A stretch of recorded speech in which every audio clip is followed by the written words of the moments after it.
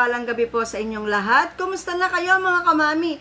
Sana po ay nasa mabuti kayong kalagayan. So mga kamami, sa oras pong ito, ang pag-uusapan natin ay about sa paggawa ng thumbnail. Dahil yung last na ginawa ko, in-upload na video, yun po ay kung paano naman po ang mag-edit ng video na gamit ang CP lamang. So, ipapakita ko po dito sa aking screen.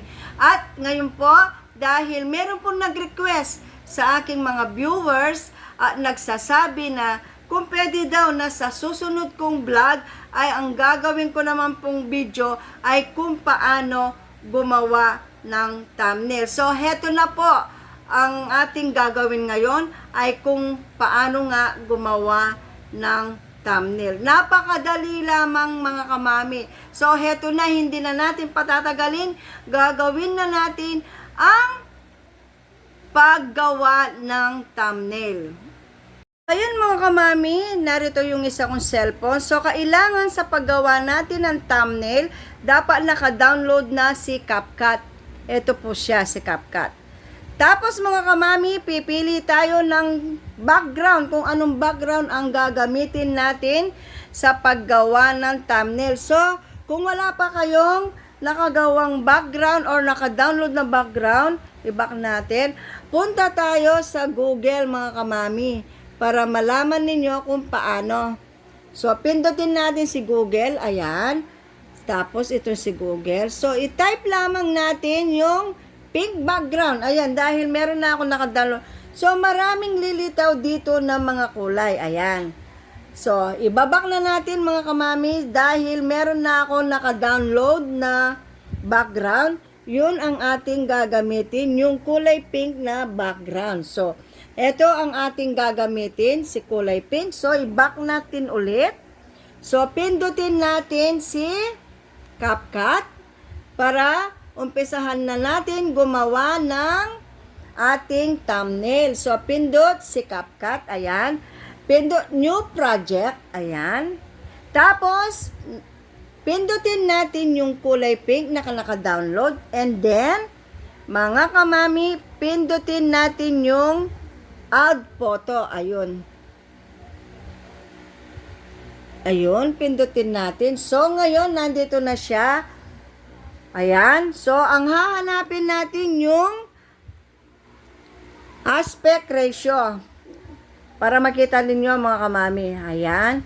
Si aspect ratio ang pindutin natin. Dahil yung kukunin nating size ay yung 16.9. Ito. Pindutin natin. And then, pindut natin yung check para mag-back siya.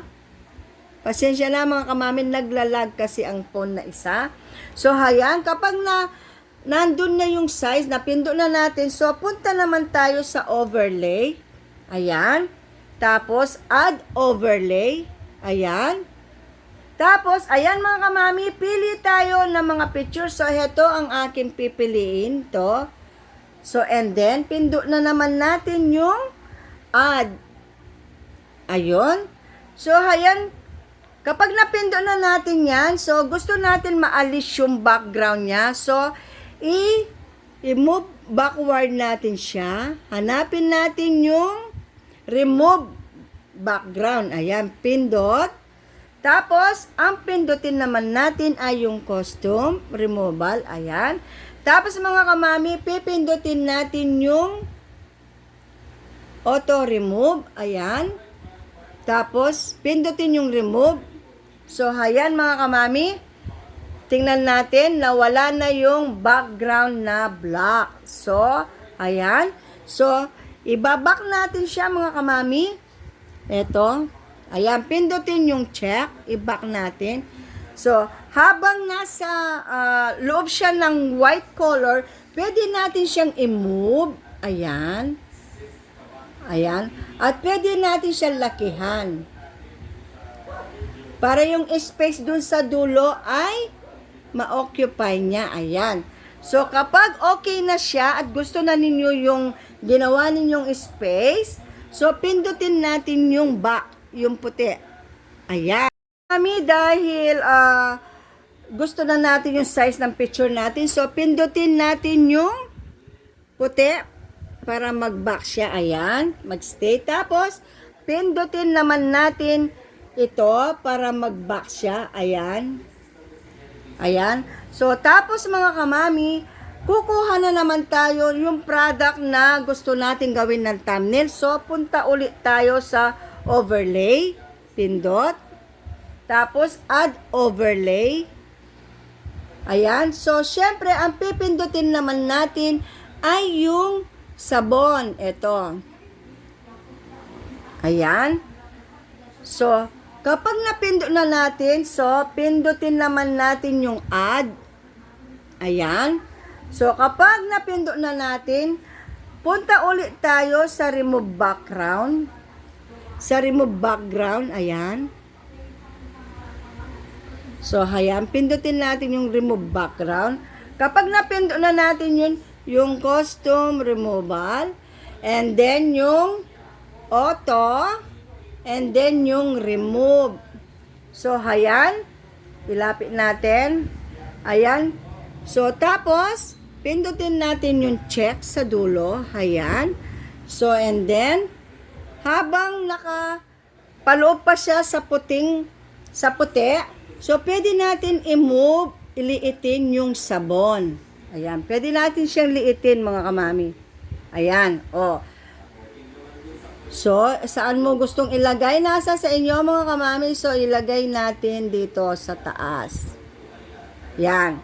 So, kapag halimbawa gusto na ninyo yung lugar ng inyong sabon na gagawin thumbnail, so, pindutin natin yung puti.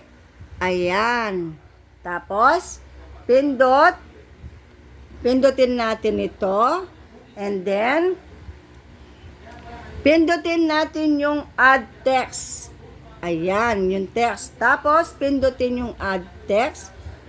So, ayan. And then, syempre, pipili tayo sa mga nakasulat dito na letter. Huwag po natin pipindutin yung may mga pro. Yung lamang pre, ang pipindutin natin. Yung walang pro, yun ang ating pipindutin. So, syempre, hahanap tayo dito. Marami dito. Halimbawa, ito ang napili ko. Yan po ay pre. So, kapag napili na natin, so, ibaba natin kung saan natin lalagay o dito.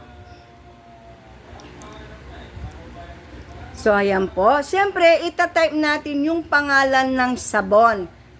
Milky Shea. So, hanap tayo ng, halimbawa, style, kung anong kulay ang gusto ninyong ilagay. Kung gusto ninyong puti, ayan po, pwede yan. Tapos, ilagay sa taas.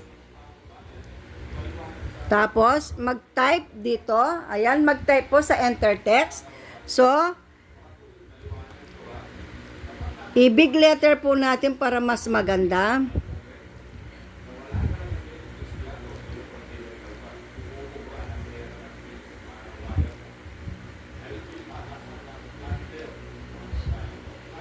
Ayan po. Tapos, liitin po natin para hindi siya, ayan. Tapos, i-back po natin. Pindutin yung, yon.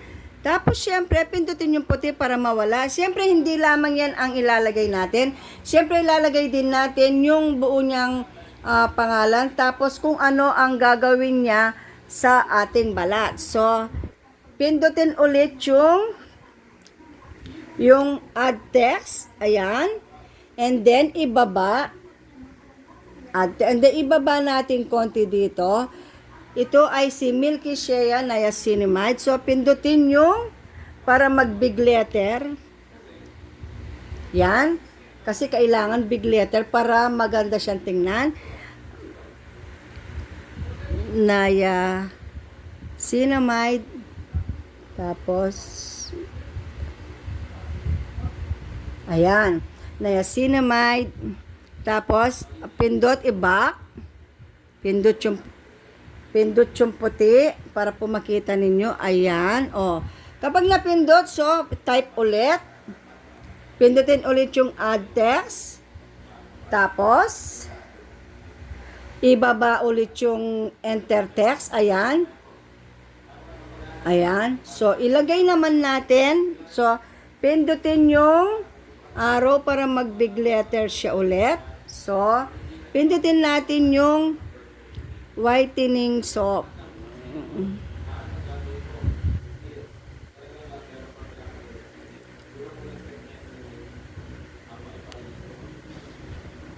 So, tapos mga kamami, ayusin natin ang pagkalagay. Yan. Tapos, kapag okay na, gusto na natin yung space niya at saka yung ng letter, ng text. So, pindutin natin yung back. And then, pindut natin ulit yung back. Ay, hindi po, nagkamali po siya. So, kapag po na ganyan, pwede natin siyang i-cut. Pindutin lamang yun. Ayan. Tapos, hanapin yung delete. Kapag nakita po ninyo yung delete, pwede ninyo siyang pindutin. Ayan. So, magiging normal po siya. Ayan. Whitening soap. Ayan. O. Tapos, ano nga ba ang gagawin niya sa ating balat? So, syempre, itatype natin yung hindi po. Pindutin natin ulit yung add text. Ayan, tapos, ibaba natin yun. So, dito po, sasabihin natin dito kung ito ba ay nakakaputi, nakaka-glass skin. So,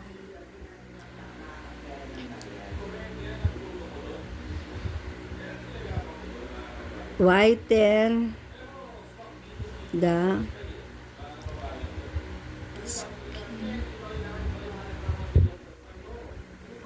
ayan po, whiten the skin.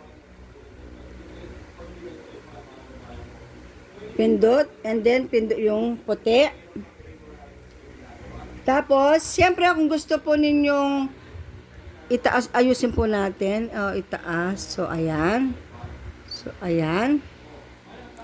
So, ayan po. Siyempre kung gusto po ninyo, siyempre ilalagay natin si CapCut dyan. Opo. Mga kamami, ilalagay natin ang logo ni CapCut. So, hanapin natin dito sa sticker. Ayan. O, hinanap na. So, tapos, mag-text tayo doon. Sabihin natin, CapCut. Ay, alam po. CapCut logo. Ayan. So, makikita natin dito si CapCut. So, pindutin natin si CapCut. Ayun. Tapos, so, nakalagay na siya doon. Ito, ibaba natin. And then, pindutin yung cancel para mag-back. And then, pindut yung check. Tapos, ay iliit po natin si CapCut. Iliit lang konti. And then, ilagay dito. Ayan. So, kapag gusto na natin yung laki ng CapCut or gusto pa ninyong liitin pa siya, pwede po. Liitin lamang po ng konti. Ayan. Ayan. Or gusto nyong lakihan ng konti, pwede rin po. Ayan. So, ayan. Kung saan po ninyo siya gustong ilagay, nasa sa inyo po, mga kamami. Ayan. So, tapos, kapag nalagay na po siya, mga kamami, pindutin yung puti para mag-back siya. O. Ngayon, kung gusto naman ninyo siyang ayusin sa pagkakalagay, pindutin lang yung picture ng CapCut. Pindot. Ayan. Tapos, ayusin. Kung gustong ibaba ng konti, okay din po. Ayan. O. White. Tapos, kung gusto po nyo yung dagdagan yung word, whiten the skin and make the skin glossy. O, mag-add text ulit tayo. And then, big letter. Tapos,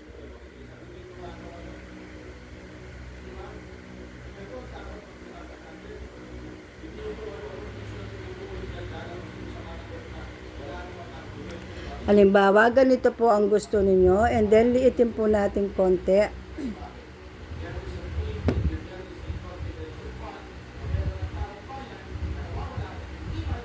Ayan. So, ayan mga kamami. Nakita na po ninyo. Ayan. Ayan. And then, i-back po natin. Pindutin yung check. Ayan. So, pindutin yung puti para mag-back. O. Tapos kung gusto naman po ninyong ilagay si YouTube, pwede rin po. Ngayon mga kamami, nalagay na natin si CapCut yung logo niya. Ngayon naman ang ilalagay natin ay si YouTube logo. Ayan. So dahil meron nang naka-download sa aking cellphone na isa, so pupunta tayo sa overlay. Ayan, punta tayo sa overlay. Tapos, add overlay. Tapos, ayan, meron na siyang naka-download na YouTube. So, pindutin natin. And then, pindutin yung add. So, ayan. So, syempre, liliitan natin kasi sobrang laki. So, ibaba natin.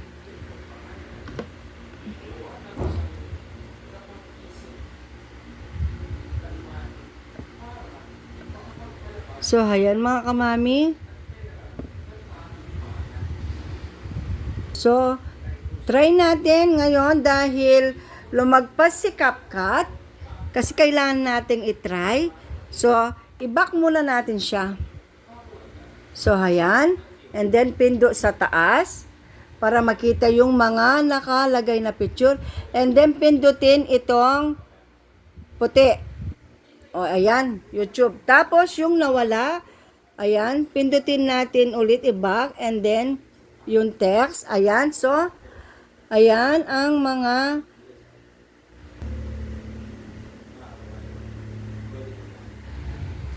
So, ayan mga kamami, dahil nakapatong si CapCut sa YouTube. So, pindutin natin yung picture para ayusin natin and then, hanapan natin siya ng lugar. So, iliitan natin konti si YouTube.